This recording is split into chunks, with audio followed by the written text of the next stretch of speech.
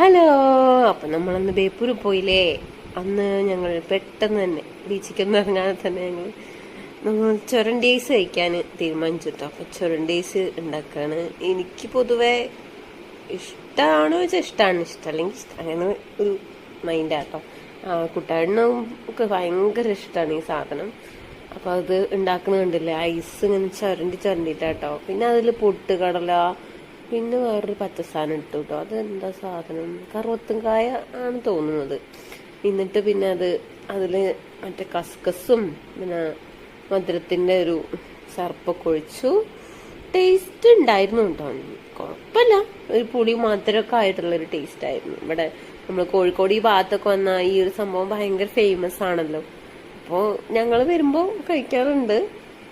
ഇതിപ്പോ എല്ലാരും കൂടി വന്നപ്പോ എല്ലാരും ഒന്ന് നോക്കിക്കോട്ടെ എന്ന് വിചാരിച്ചു. അച്ഛനും അമ്മയൊക്കെ ആദ്യമായിട്ട് എക്സ്പീരിയൻസ് ചെയ്യണം.